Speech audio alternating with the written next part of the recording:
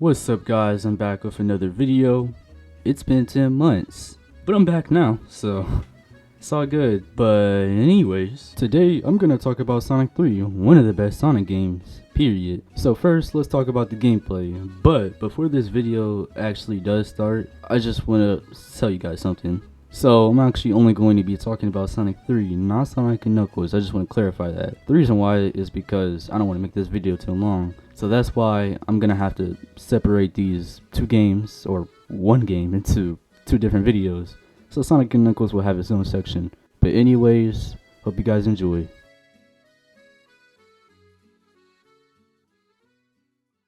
So before I actually do dive into the gameplay, I just want to say that Sonic has the best moveset out of all the classic Sonic games in Sonic 3. But specifically in Origins, because he has the spin dash, insta shield, and the drop dash. Man, that just complements his gameplay so well. But yeah, so right off the bat, when you arrive on Angel Island, it's already looking amazing. And it's only the first stage.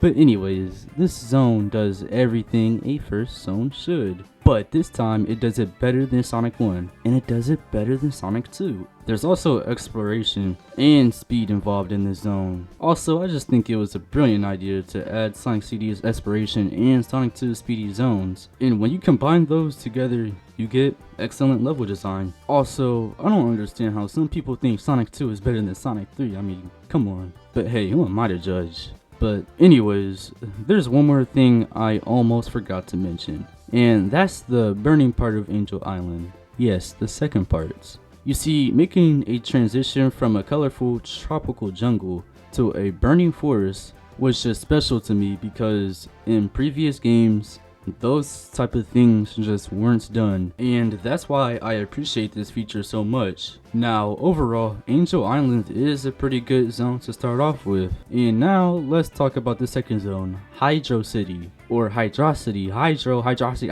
I do not know. Now don't get me wrong, Hydro City sounds way better, but if you guys didn't actually know, it's really pronounced Hydro City. But then again, what do I know? The way it's spelled is confusing, so there's no way of actually knowing. But yeah, it's another water zone.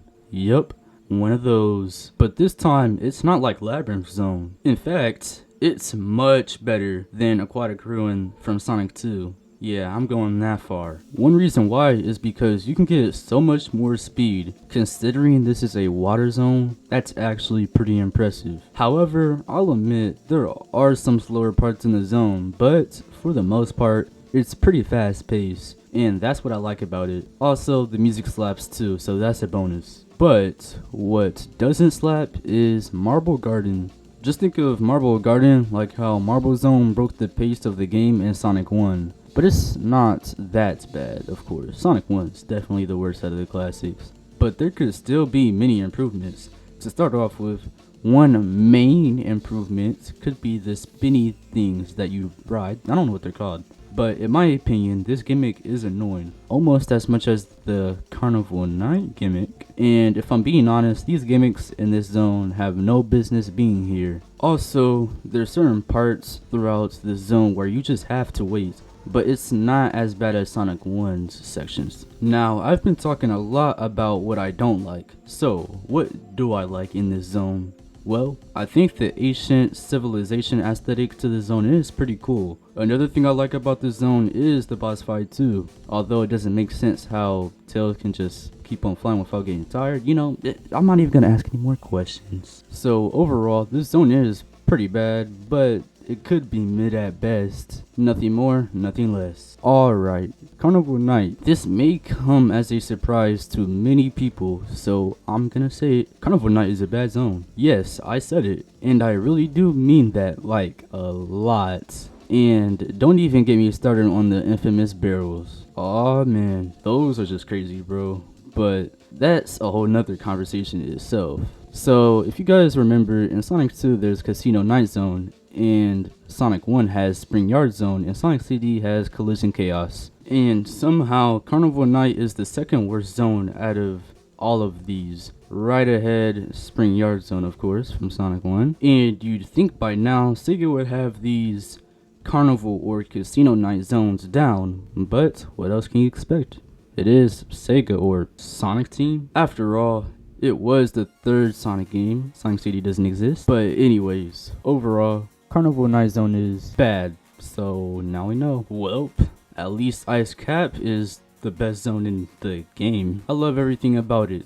The background, the aesthetic, even the underwater sections, and the music. And if we're talking about music, I'm not talking about Sonic Origins, definitely not. I'm talking about the OG one, the one that was made by Michael Jackson himself. And you definitely can't forget about the snowboarding section. I mean, come on, that's too iconic to forget. The gimmicks used in Ice Cap complement the zone very well. It's almost like Sonic Team actually knew what they were doing. Wow. It's been a very long time since that happened. I also like how the setting in Ice Cap varies from being in a cave to running on snowy mountains. It's just brilliant. You know what else is brilliant? Launch Base. Launch Base is one of my favorite zones, no question about it. So why do I like this zone? So first, the music is outstanding. The aesthetic and feel to the zone is unique. It's like something we haven't seen before, unlike Green Hill and Chemical Plant Zone. And I like how the second act takes the player into the lakes that can be seen in the background of Act 1. So going underwater in this zone is something I enjoy quite a bit. Honestly, this is one of the best zones in the game. And with all the classic games up until now with Sonic 3, the last zones are usually not the best. I mean, it's definitely not something to write home about. But this time, they actually got it down, and I'm pretty impressed because even for today's standards, it still holds up, and that's why I like Sonic 3 so much. Sure, the game may be a bit old, but it's still challenging and unique in its own way. So yeah, I'm not gonna lie, the gameplay in Sonic 3 is amazing. I don't even think words can describe it, but that's all for the gameplay. So now, let's move on to the story.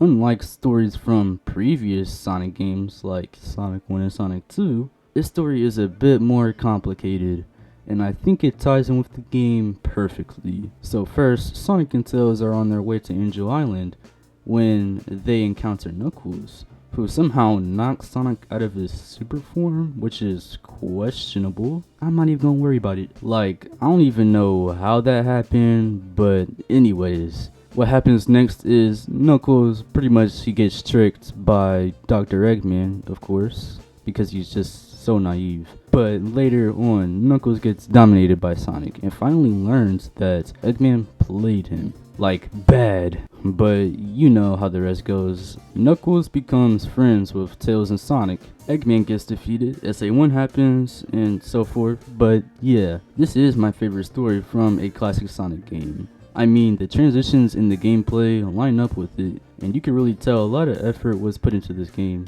more so than others.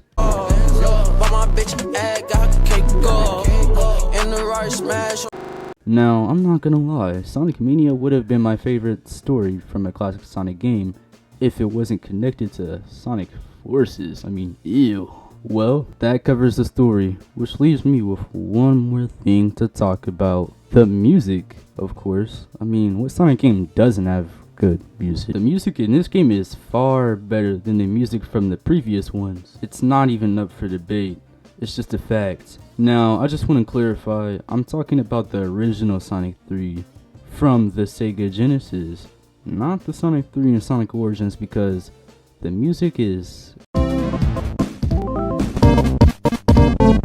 horrible. I know everything didn't get a remix, but the new prototype music that they quote-unquote finished was just awful. I mean, I could have made something better. Well, I'm kind of a music producer myself, but that's besides the point. So now we know Sonic 3 and Sonic Origins has trash music and the original has good music. Alright, so in my opinion, Sonic 3 has pretty good gameplay. That's why it's one of my favorite Sonic games. But not only that, it has good music and a good story. And these are the key components that are needed to make a good Sonic game. Oh, and you can't forget about the speed, which this game has too, because some don't. But yeah, it's still one of my favorite games that I've ever played, despite it being 2D, of course.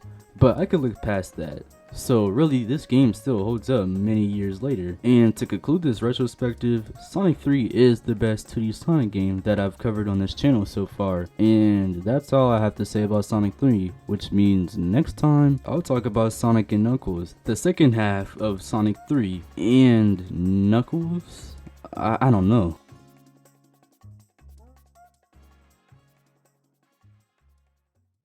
So first off, I want to thank you guys for 200 subs, man. You guys don't know how happy I am.